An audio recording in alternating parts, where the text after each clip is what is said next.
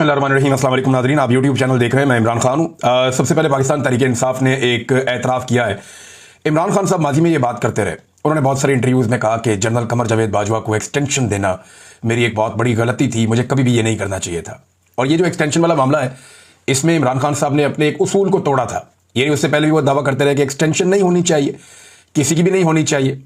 फिर क्योंकि जब आप इक़्तिदार में होते हैं तो फिर आपकी कुछ मजबूरियाँ होती हैं, और इमरान खान साहब ने वहाँ कंप्रोमाइज़ किया, जो गलत था वो इमरान खान साहब को कभी नहीं करना चाहिए था। तो ये कमज़ोर सियासतदान की निशानी होती है जब वो इक़्तिदार के नशे में वो कमज़ोर हो जाता है और वो काम करता है जो उसको नहीं करना चाहिए था। लेकिन जनरल कमर जावेद बाजवा ने पूरा एक जाल बिछाया और बड़ी मीठी मीठी बातें करके उसने एक्सटेंशन ले ली। ना सिर्फ इमरान खान से बल्कि सारी पॉलिटिकल पार्टी से। आज तक की तमाम कानून साजियों में सबसे बेहतरीन काम वो हुआ था जब जनरल बाजवा के लिए एक ही सफ में खड़े हो गए महमूद अयाज, तो सबने जाके जनरल कमर जावेद बाजवा को एक्सटेंशन दे दी। अब जनरल बाजवा की एक्सटेंशन को इमरान खान साहब ने, ये वाहिद आदमी है जो अपनी गलती तस्लीम करता है। बड़ा आदमी होता है ना, वो जिससे गलती हो जाए तो वो कहता है जी मैंने गलत किया था और मैं इसको तस्लीम करता हूं, और वो उससे सीख कर आगे बढ़ता है। पाकिस्तान में सियासतदान कभी भी अपनी गलतियों को तस्लीम नहीं करते। यानी जनरल अशफाक परवेज कियानी को एक्सटेंशन दी जिन लोगों ने, वो इसके ऊपर कभी बात नहीं करते। जो लोग आज तक माजी में गलतियां करते रहे उन्होंने कभी कौम से माफी नहीं मांगी, लेकिन पाकिस्तान तहरीक इंसाफ ने आज बाकायदा इसे अपनी संगीन गलती करार देते हुए कौम से माफी मांगी है। ये बात कर रहे थे असद कैसर साहब, जो स्पीकर थे उस दौर में जब बाजवा साहब को एक्सटेंशन दी गई थी, और इन्हीं के जेर निगरानी ये कानून साजी हुई थी जिसमें जनरल बाजवा का मामला क्योंकि कोर्ट में चला गया था तो फिर एक्सटेंशन का मामला वहां से हुआ था। अब जनरल कमर जावेद बाजवा को एक्सटेंशन देना हमारी सबसे बड़ी गलती थी और एक तारीखी संगीन गलती थी जिस पर हम कौम से माफी मांगते हैं। तारीखी तौर पर गलत फैसला था। तो ये पाकिस्तान तहरीक इंसाफ ने कहा, और ये जिसके लिए हम पूरी कौम से माजरत ख्वाह है। इस वक्त तहरीक इंसाफ ने दुखती रख को छेड़ा है। इस पे महमूद अचकज़ई साहब ने भी कहा कि जी ये तो मिलनी नहीं चाहिए किसी को भी, किसी भी जगह पे एक्सटेंशन नहीं होनी चाहिए, हम उसका कभी भी साथ नहीं देंगे। तो बात तो उसूल की है, जब आप किसी को एक्सटेंशन देते हैं तो उसके नीचे जितने भी ऑफिसर्स होते हैं उन सबका हक मारा जाता है। पूरा का पूरा एक बैच जो है वो महरूम हो जाता है तरक्की से, और सारा का सारा जो स्ट्रक्चर है इदारे का जो पूरा बना हुआ है कानूनी, वो बिगड़ जाता है। लेकिन ये जो एक्सटेंशन है ये दी गई थी, इसमें कौम से माफी मांगी गई है, और इस वक्त ये माफी मांगे जाना ये बड़ा मानी खेज है। और इसके ऊपर रद्द-ए-अमल तो आना था, तो फैसल वाडा का रद्द-ए-अमल सबसे पहले आ गया। देखिए ये जो माफी वाला मामला है ना कि कौम से हम मांग रहे हैं, ये 1 साल पहले भी पीटीआई मांग सकती थी, 6 महीने बाद भी मांग सकती थी। लेकिन ये टाइम बड़ा क्रूशियल है क्योंकि इस वक्त इन चीजों का फैसला हो रहा होता है कि मौजूदा आर्मी चीफ को एक्सटेंशन मिलेगी या नहीं मिलेगी। तो पीटीआई ने अपनी इंटेंट शो कर दी, अपोजिशन के साथ बैठ के जनाब हमसे उम्मीद कोई ना रखे, हम किसी जगह पे सपोर्ट नहीं करेंगे। जनरल बाजवा ने जब एक्सटेंशन ली थी इमरान खान साहब के दौरे हुकूमत में, तो उन्होंने ये बंदोबस्त किया था कि सारी पॉलिटिकल पार्टीज का मुश्तरका आर्मी चीफ मैं होऊंगा। यानी मैंने कंट्रोवर्शियल नहीं होना ये चाहिए कि PMLN, peoples party, MQM, Jamaat Islami, Fazlur Rahman, ANP, PTI सारे मुझे वोट डालें, इसका उन्होंने बंदोबस्त किया था। और सबने आकर उन्हें वोट डाला था नवाज शरीफ साहब की मर्जी से।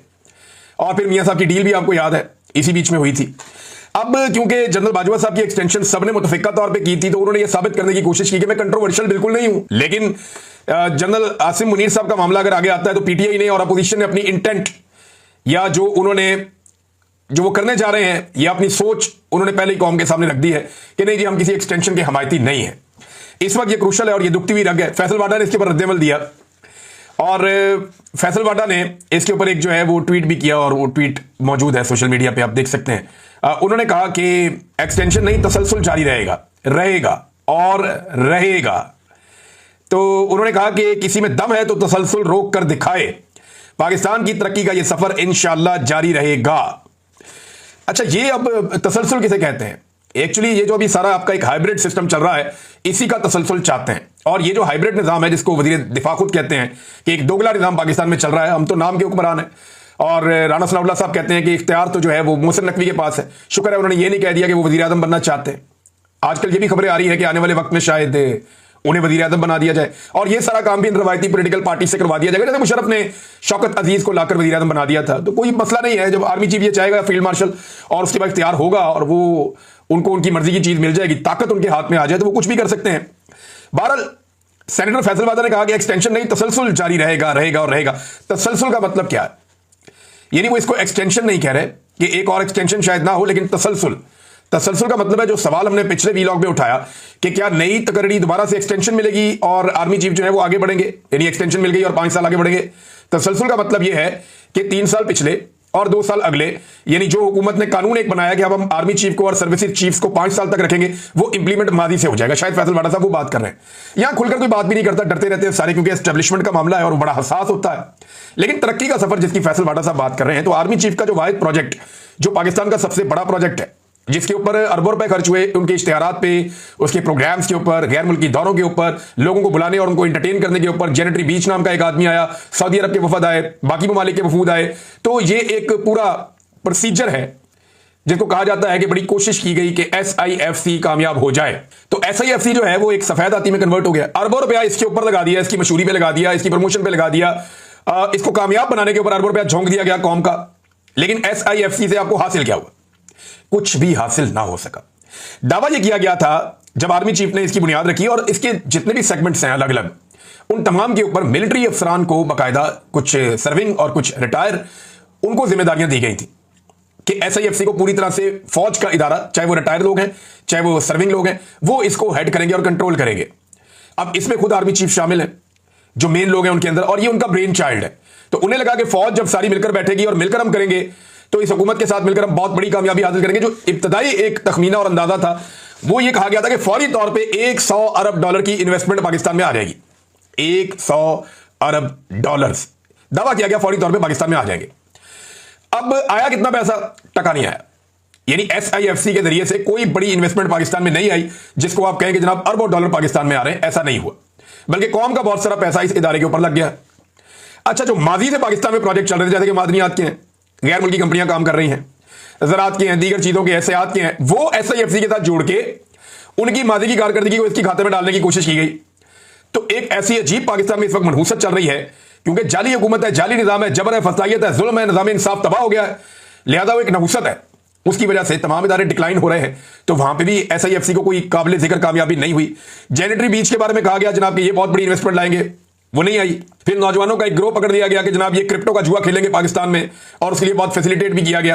अब पता नहीं उसमें कौम का फायदा होता है, नुकसान होता है, ये तो किसी को आइडिया नहीं है, लेकिन फैसले बंद कमरों में हो रहे हैं।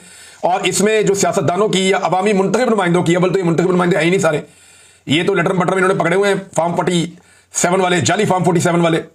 वो जो भी पकड़ा गया है इकबाल संघेड़ा सियालकोट से, उसके बाद कोई सिफारिश जाती थी ना किसी MP MNA की, वो कहता था कौन सा MP है, कौन सा MNA, और मैंने अपने हाथ से दस्तखत किए इसके फॉर्म 47, जाली है ये। तो इस तरीके का जो है वो निजाम है। ब्यूरोक्रेसी के सामने भी बेचारे मजलूम है, ये एस्टेब्लिशमेंट के सामने भी मजलूम है। बहरहाल SIFC जो फैसल वाडा साहब कह रहे हैं कि बड़ी तरक्की का सफर नहीं रुकेगा, तो तरक्की का सफर तो बेड़ा गर्क हो गया। और अगर ये तरक्की का सफर हो रहा है, तो मेरा एक सादा सा सवाल है। बहुत सारे लोग कहते हैं मीशत बेहतर हो गई है, बहुत सारे लोग कहते हैं कि शहबाज शरीफ ने और फील्ड मार्शल आसिम मुनीर ने मिलकर मीशत को संभाला दे दिया। भाई अगर मीशत बेहतर हो गई तो किसके लिए बेहतर हुई है? अशराफिया के लिए, शुगर माफिया के लिए, गंदम माफिया के लिए, पाकिस्तान के बड़े बड़े माफियाज के लिए, बिजली माफिया के लिए, पेट्रोलियम माफिया के लिए, या ये बड़े बड़े सियासी खानदानों के लिए और मिलिट्री एस्टेब्लिशमेंट के लिए? क्या इनके लिए मीशत बेहतर हुई है? तो फिर तो आप कह देंगे मीशत बेहतर हो गई है। यानी चंद हजार अशराफिया के जो लोग हैं उनके लिए अगर मीशत बेहतर हुई है तो फिर तो ठीक है, मीशत बेहतर हुई है। लेकिन अगर मीशत बेहतर हुई है तो 45% पाकिस्तानी, जो एक मुस्तनद रिपोर्ट्स हैं उनके मुताबिक, लगभग आधे पाकिस्तानी गुर्बत की लकीर से नीचे कैसे चले गए। आप ये दावा करते हैं ना कि मीशत बेहतर हो गई है, तो अगर बेहतर हो गई है तो फिर लोगों को गुर्बत की लकीर से ऊपर आना चाहिए। लेकिन यहां उल्टा काम हो रहा है, बजाय लोग गुर्बत की लकीर से ऊपर आए, लोग लगातार गुर्बत की लकीर से नीचे चले जा रहे हैं और जाते ही चले जा रहे हैं। और अशराफिया पाकिस्तान से बाहर अपना बंदोबस्त कर रही है। एक तो ख्वाजा आसिफ ने बताया ना कि पुर्तगाल, ये सभी जानते हैं, और इसी की उम्मत में बैठा हुआ एक वजीर है जिसने पुर्तगाल के अंदर बाकायदा प्लॉटिंग करके बेची है, और वहां पे साथ में वो जो रेजिडेंट्स है वो ऑफर करते थे कि आप प्लॉट ले लें, वहां पे रेजिडेंट्स आपको साथ मिल जाएगी। बेशुमार लोग पुर्तगाल के अंदर प्रॉपर्टियां ली उन्होंने अपने खानदानों के नाम पे, फ्रंट बहनों के नाम पे। ज्यादातर लोग जो है वो अपनी बेगमात को वहां पे बनाते हैं, वहां का नेशनल, और उनकी बुनियाद के ऊपर उन पे डिपेंडेंसी का वीजा लेकर वहां चले जाते हैं और वहां पे फिर वो रहते हैं, उनको रेजिडेंशियल स्टेटस मिल जाता है। तो ब्यूरोक्रेट्स की एक बहुत बड़ी तादाद ने, पुर्तगाल हो गया, सेनेगाल हो गया, अमेरिका हो गया, इवन UAE के बहुत सारे इलाके वहां पे इन्वेस्टमेंट की हुई है। UAE में ये मिडिल ईस्ट के इलाके हैं जिनमें UAE भी शामिल है। सऊदी अरब के अंदर मुझे पाकिस्तानी मिले, उन्होंने कहा जी इतनी बड़ी तादाद में पाकिस्तानी आप पैसा लेकर आ रहे हैं कि आप सोच नहीं सकते। क्या मतलब? उन्होंने कोई पाकिस्तानी हमसे रब्ता करता है, यहाँ गाड़ियां डाल देते हैं, कोई कहता है हम होटल बना लेते हैं, कोई कहता है हम इस कारोबार में आ जाते हैं, कोई कहता है हम कोई रेस्टोरेंट बना लेते हैं। तो पाकिस्तानी बहुत ज्यादा पैसा लेकर सऊदी अरब में आकर कारोबार करना चाह रहे हैं। यही हाल जो है वो UAE में है और बाकी मुल्कों में भी है। तो पाकिस्तान से तो पैसा बाहर जा रहा है, पाकिस्तान में तो आ नहीं रहा, और पाकिस्तानी लगातार गुर्बत की लकीर से नीचे जा रहे हैं। अब जनाब ये जो ब्यूरोक्रेसी है या एस्टेब्लिशमेंट के जितने भी चहीते हैं, ये अपने पैसे अपने फ्रंटमैनों के जरिए और फैमिलीज के जरिए बैरून मुल्क मुंतकिल कर रहे हैं, ज्यादातर अपनी बेगमात की नेशनलिटी हासिल करने के प्रोसेस में है, ताकि वक्त आते ही वो पाकिस्तान से निकल जाएं। इनका पाकिस्तान में कोई स्टेक नहीं है नादरीन, इन्होंने अल्टीमेटली पाकिस्तान से भाग जाना, और हर चीज के अंदर करप्शन निकलती है। एक मजहबी फरीजा है हज, उसमें तो करप्शन नहीं हो सकती ना, लेकिन आप ये देखें कि खबर छपती है कि हज इंतजामात 2024, ये 2024 की बात कर रहा हूं, 2025 की बात नहीं कर रहा। 2025 का स्कैंडल उससे भी बड़ा है, नालायकी और नकम्मापन उससे भी बड़ा है। 70,000 हाजियों को पीछे छोड़ के चले गए, वो जा ही नहीं पाए, उन्होंने पैसे दे दिए थे सरकार को। 70,000 हाजियों ने पैसा जमा करवा दिया था, वो हज पे ही नहीं जा पाए, उनका हज ही नहीं हुआ। अंदाजा करें आप कितना बड़ा जुल्म इन्होंने किया। 2024 वाले स्कैंडल में बता रहे हैं जनाब के बहुत सारी बेजाब्तियां हुई हैं खजाने को। अच्छा, जब एस्टेब्लिशमेंट की पसंदीदा हुकूमत हो ना तो बेजाब्तगी कहते हैं, बेकायदगी कहते हैं।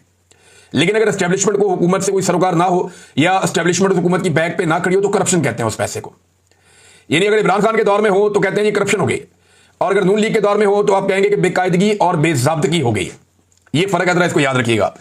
अच्छा जी, वो कह रही थी खजाने को 40 अरब रुपए का चूना लग गया, नुकसान हो गया है, और ये जनाब हज के इंतजाम में हुआ है। अब अंदाजा करें, आपके हाजियों को भी लूटते हैं ये, सरकार को भी लूटते हैं ये, और मजहबी मामला जो है उसके अंदर भी कोई माफी ये लोग नहीं देते। नाज़रीन, फैसल वाडा साहब ने एक इंकशाफ किया और मियां जावेद लतीफ साहब बेचारे बैठ के सुन रहे थे, मुझे बड़ा तरस आ रहा था उन पे। नवाज शरीफ के जो बहुत वफादार लोग हैं उनमें एक मियां जावेद लतीफ हैं, उनकी इस बात की मैं तारीफ करता हूं कि उन्होंने वफादारी की इंतहा की है। यानी उन्हें ऐसा नहीं, अगर वो भी चापलूसी करते और एक खास रास्ते पे चलते तो वो MNA भी होते और उन्हें जो है वो मिनिस्टर भी बना दिया जाता, नवाज शरीफ साहब उनकी सिफारिश भी कर देते। लेकिन जावेद लतीफ साहब ने नवाज शरीफ साहब की ज्यादा गेम उठाने के चक्कर में अपनी सियासत भी खराब की, और अब उनके सामने बैठकर फैसल वाडा साहब जो बातें कर रहे थे, मुझे तरस आ रहा था जावेद लतीफ पे कि वो जवाब भी नहीं दे पा रहे, बल्कि कह रहे मेरा छोटा भाई है, कोई बात नहीं। तो फैसल वाडा साहब ने बड़ी टका के जवाब दिया और उन्होंने कहा कि देखे, हमने अपने घर पे बैठ के ना, और फैसल वाडा का घर किधर है और वो किसके साथ बैठकर बनाते हैं ये आप सब अच्छी तरह जानते हैं। उन्होंने कहा जी घर बैठ के तो हमने नवाज शरीफ की प्लेटलेस की रिपोर्टें बनाई थी, यानी घर पे बैठ के बनाई है नवाज शरीफ की प्लेटलेस की रिपोर्टें। जब PTI भी ये कहती थी ना कि नवाज शरीफ बिल्कुल ठीक बाहर गए हैं, यानी उनकी प्लेटलेस गिरी हैं, तो मैंने उस वक्त चैलेंज किया था कि नवाज शरीफ साहब, बरतानिया में जो आपकी पहली एक रिपोर्ट बनी थी प्लेटलेस की, वो आप पब्लिक करें। और मुझे एक शख्स ने ये इतला दी थी उस वक्त कि वहां पे मियां साहब की प्लेटलेस मुख्तलिफ है उससे जो उन्होंने पाकिस्तान में शो की थी। यानी पाकिस्तान में तो प्लेटलेस इतने गिर गए थे मियां साहब के जितने आज तक किसी के नहीं गिरे। अब फैसल वाडा साहब मुंह पे कह रहे हैं जावेद लतीफ साहब के एक टॉक शो में बैठ के कि जनाब मियां साहब की जो प्लेटलेस की रिपोर्टें हम घर में बैठ के बनाते थे, और ये बहादुरी के दावे, वादे, बड़ी बड़ी बातें, और देखें कैसे ये आदमी पाकिस्तान से गया। यानी मियां नवाज शरीफ साहब जो है, जिस तरह उन्होंने पाकिस्तान छोड़ा, ये PMLN के वर्कर के लिए कितनी तकलीफ दे बात है कि आज उनके अपने हमायती उनके सामने बैठकर कह रहे हैं कि जी मियां साहब जो है उनके प्लेटलेस की जाली रिपोर्टें बनाई थी, और जालसाजी करके मियां नवाज शरीफ साहब जाली बीमार बन के डील करके एस्टेब्लिशमेंट से पाकिस्तान से बाहर गए। और उनके साथ बैठे हुए जो PMLN के लोग हैं, कितनी ज्यादा वफादारी है जावेद लतीफ की नवाज शरीफ से, ये सब जानते हैं। अब वो भी बेचारे अब नीचे मुंह करने पे मजबूर हैं, उसका सही तरह जवाब भी नहीं दे पा रहे थे, कोई भी तसल्ली बख्श जवाब उनके पास नहीं था। नाज़रीन, मैंने आपसे कहा ना, जैसे इमरान खान के दौर में हो तो करप्शन, और अगर PMLN के दौर में हो तो बेकायदगी और बेज़ाब्तगी का लफ्ज़ इस्तेमाल करेगा मीडिया। इसी तरह इमरान खान के दौर था उस्मान बुज़दार ने, पंजाब में उस्मान बुज़दार का दौर था। पंजाब में कोई गेम पड़ी थी और एक होटल को शराब का लाइसेंस मिल गया था, और जब उसको लाइसेंस मिला था तो रोला पड़ गया था। बहुत सारे हमारे जो दीन के ठेकेदार हैं मजहब के, वो भी आ गए थे मैदान में, बहुत सारे लोगों ने बड़ी तनकीद की थी, बड़ा रोला पड़ गया था हर तरफ। अभी शहबाज शरीफ और मोहसिन नकवी का क्योंकि दौर है, तो इस्लामाबाद में 4 होटलों को ठेके मिले, जनाब के लाइसेंस मिल गए शराब वराब पिलाने के, बेचने के, तो उसके ऊपर कोई रोला नहीं डाल रहा, ना मतलब के ठेकेदार जागे ना कोई और जाग रहा है। तो मैं आपको बता रहा हूं कि जब एस्टेब्लिशमेंट किसी के साथ खड़ी हो ना तो उसके गुनाह भी माफ करती है वो, और वो करवाती है। ये मौलवी मिलिट्री अलायंस जो है ये बहुत पुराना है। मौलवी तभी जागता है और तभी चिल्लाता है जब मिलिट्री उसको कहती है कि आप ये करें, अदरवाइज मौलवी नॉर्मली चुप रहता है। आपके सामने एक ऐसे आदमी की मिसाल है जो माजी में बड़ा एंटी एस्टेब्लिशमेंट बना फिरता था, बड़ा उछल उछल के पुड़क पुड़क के बातें करता था। अब आप उस आदमी को देखें तो वो ऐसा लगता है कि एक एस्टेब्लिशमेंट के टाउट और चमचे से ज्यादा कुछ नहीं है, उसका सारा का सारा इनकलाब बह गया, फारग हो गया, उसके पल्ले ही कुछ नहीं बचा बेचारे के। तो नाज़रीन, एक और जो प्रॉब्लम है हुकूमत के लिए सबसे बड़ी, वो सोशल मीडिया है, क्योंकि वहीं पे ऐसे लोग एक्सपोज हो जाते हैं। मकामी और रवायती मीडिया को तो आप काबू कर लेते हैं, लेकिन सोशल मीडिया आपके काबू नहीं आता। अब इसमें एक सरफराज बुगटी साहब हैं, एक सूबे के वजीर आला हैं, वो कहते हैं सोशल मीडिया के चैप्टर को क्लोज करना होगा, यानी सोशल मीडिया को बंद ही कर देना होगा। तो सरफराज बुगटी साहब, आप एक सूबे के वजीर आला हैं, आप अपनी फैमिली को और बच्चों को तो वहां रख नहीं सकते, उनको महफूज मकामात पे आपने मुंतकिल किया है, आप सोशल मीडिया बंद कर देंगे। देखें, मार्शल का ये कोई अगला मरहला होगा जब आप सोशल मीडिया पूरी तरह से बंद कर देंगे। वैसे तो बलूचिस्तान में बार बार इंटरनेट मोबाइल बंद हो जाना ये आम सी बात है, ये वहां होता रहता है, लेकिन पूरे मुल्क में अगर आप ये सोशल मीडिया को बंद कर देंगे तो एक घुटन पैदा होगी, और एक दिन जब ये घुटन खत्म होगी ना तो फिर आप में से कोई भी दिखाई नहीं देगा, आपको और आपके मालिकों को बदतरीन शिकस्त हो जाएगी। मुफ्ती साहब भी साथ है जनाब, वो पहले चांद देखा करते थे, अब वो सोशल मीडिया देखते हैं। उन्होंने भी सोशल मीडिया के ऊपर उंगलियां उठा दी और उन्होंने कहा जी बड़ा तबाहकुन हथियार है इमरान खान का ये, और ये किसी को भी तबाह बर्बाद कर देता है, चाहे पीटीआई के अंदर का बंदा हो। तो मुफ्ती साहब को भी मैदान में उतारा गया है। अब अगर मामला चांद देखने वालों तक आ गया है तो फिर आप सुलह कर लें या माफी मांग लें कौम के साथ, और कौम के सामने सरेंडर कर लें, ये ज्यादा बेहतर होगा, क्योंकि कौम तो अपना फैसला कर चुकी है। उधर सुराबकोट में पीपल्स पार्टी का एक जलसा हो रहा था, इन्होंने बंदे चंदे इकट्ठे कर लिए जब बहुत सारे, और जलसे का पूरा बंदोबस्त हो गया, स्क्रीन लगा दी गई, स्टेज लग गया, सज गया, लोग आ गए, तो वहां मौजूद तमाम नौजवानों ने इमरान खान के और पीटीआई के नारे लगाना शुरू कर दिए। उसके बाद वो जो बेचारे पीपल्स पार्टी के मुकामी रहनुमा ने जलसा करवाया था, वो अपने साथ गाड़ों शाटों को लेकर तो लोगों को डंडे मार रहा था कि ये तुम लोग क्या कर रहे हो, हम तुम्हें किसी और काम के लिए लाए, तुम यहां नारे लगा रहे हो। तो अगर अवाम अपनी आई पे आ जाए तो फिर इस तरह के मनाजिर आपको देखने के लिए पूरे पाकिस्तान में मिलेंगे। हत्ता कि जहां पे नून लीग का पिछले दिनों जलसा हो रहा था तो लोग कह रहे थे कि हम तमाशा देखने आए हैं इनका, तो सहाफी ने पूछा भी तमाशा क्यों देखने आए हैं? मैंने कहा हम देखने आए हैं इनका तमाशा के क्या हो रहा है। मैंने कहा तो आप किसके साथ हैं? हम तो इमरान खान के साथ हैं, हम तो कैदी नंबर 804 के साथ हैं, हम उसके साथ खड़े थे, उससे ज्यादा खड़े रहेंगे, ये इससे हमारा कोई ताल्लुक नहीं, हम तो सिर्फ इनका तमाशा देखने आए हैं, क्योंकि नॉर्मली हम म्यूजिकल शो ही रह गए हैं और तो कुछ बचा ही नहीं है। नाज़रीन, महमूद चकधरी साहब ने बताया कि नवाज शरीफ साहब से जब वो जेल में मिलने गए थे, जब नवाज शरीफ साहब जेल में थे, मरियम भी जेल में थी, तो वो कहते जी पूरे पूरे जुलूस जाते थे, वहां पे ऐसे जलसे वाला माहौल होता था, 30-30 लोग आते थे, मियां साहब को मिलते थे, खुलखुलाकर मिलते थे, ये हवलदार स्पीकर भी वहां पे शामिल होता था, लेकिन तब तो कोई नहीं रोकता था इमरान खान के दौर में। लेकिन आज जो भी किया जा रहा है, एक सहाफी को भी इमरान खान से मिलने नहीं दिया जाता, किसी भी पॉलिटिकल लीडर को इमरान खान से मुलाकात की इजाजत नहीं दी जाती, क्योंकि ये बात पाकिस्तान की एस्टेब्लिशमेंट को समझ आ गई है कि जो आदमी भी इमरान खान से जेल में जाकर मिलता है वो बाहर आकर एटम बम बन जाता है, और वो फिर वो करता है कि जिसकी उससे तवक्को नॉर्मल हालात में नहीं की जा सकती। तो इमरान खान में एक ऐसी एनर्जी है, जो लोग उनको जाके जेल में मिलते हैं वो बाहर आकर बड़े सख्त बयान भी देते हैं, और वो उनका डर खौफ भी कम हो जाता है, और उन्हें भी ऐसा लगता है कि अगर जेल में डाल दिया जाए तो इससे कोई फर्क नहीं पड़ता। लिहाजा ये जो है वो इमरान खान साहब से इसीलिए मुलाकातें रोकी गई हैं। लेकिन नवाज शरीफ साहब की मौजें लगी हुई थी जेल में, आज इसकी गवाही जो है वो महमूद खान चकधरी जब नवाज शरीफ के साथ थे उन्होंने भी इस बात की गवाही दी है। 3 साल पहले तक जब चीनी 80 रुपए किलो थी, जो मातम कर रहे थे, आज जो हुक्मरान है ये मातम कर रहे थे कि 80 रुपए किलो चीनी हो गई, तबाह हो गए, बर्बाद हो गए, लुट गए, अवाम मर गई, ये शुगर माफिया है, और वो सारे इनके साथ मिल गए। बाद में सारा शुगर माफिया इन्होंने ले लिया, और अब रावलपिंडी में तस्वीरें लगी हुई है मरियम नवाज की, और साथ लिखा हुआ है चीनी 173 रुपए किलो एहसान चढ़ा के, यानी 173 रुपए किलो चीनी मरियम नवाज की फोटो के साथ बिक रही है। ये सस्ती है, और 80 रुपए किलो चीनी आज से 3 साल पहले बिक रही थी, वो महंगी थी। अभी ये तो सस्ती करने के लिए आए थे, इन्होंने तो और महंगी कर दिया, बेड़ा गर्क कर दिया पकड़ के आम आदमी का। तो फोटो भी वहां अपनी चिपका रहे हैं, और 173 रुपए की भी अवेलेबल नहीं है। शौक इनके पता कैसे हैं? इमरान खान साहब के नाम पे लोग अपने ब्रांड लॉन्च करते हैं। कई जगहों पे लोगों ने होटल बनाया हुआ है, अजरबैजान में एक शख्स ने बनाया हुआ है, ज़हूर डोगर गालिबन उनका नाम है, उन्होंने बनाया हुआ एक होटल, उसका नाम है मुर्शद होटल। इसी तरह एक शख्स ने यूरोप में बनाया हुआ है, कहीं पे, कईयों ने कई और मुल्कों में बनाए हुए हैं। लोग होटल बनाते हैं, उनके नाम पे एक चप्पल भी बनती है, उनके नाम के ऊपर ब्रांड, वो लोग कपड़े बनाते हैं, उनकी तस्वीरों के साथ लोग कपड़े बनाते हैं, चादरें बनाते हैं, गारमेंट्स बनती है, परफ्यूम लोगों ने लॉन्च किए इमरान खान के नाम और नंबर के साथ, बेशुमार काम हुआ, लोगों ने बहुत पैसा भी बनाया, ब्रांड है ना इमरान खान। अब इनको फिक्र पड़ी, इनको हर चीज में नकल करने की आदत है, इन्होंने पकड़ के एक ब्रांड अपना भी लॉन्च करवा दिया। इससे पहले मुझे याद है अच्छी तरह लाहौर में नवाज शरीफ के तस्वीर वाली एक टी शर्ट की इन्होंने कहा था जी हम रोनुमाई करेंगे और उसकी फिर बोली होगी, तो वो आखिरी वक्त में बोली कैंसिल हो गई, क्योंकि नवाज शरीफ की शर्ट खरीदने वाला था ही कोई नहीं। ये नाज़रीन हालात है, और ये है सूरत हाल। मैं हैरान होता हूं, आप शर्ट के ऊपर सिर्फ 804 लिख के बेचे तो आपकी कैसे बिकती है, और नवाज शरीफ का मुंह भी चिपका के बेचे तो वो मुफ्त भी नहीं लेता। ये हालात है।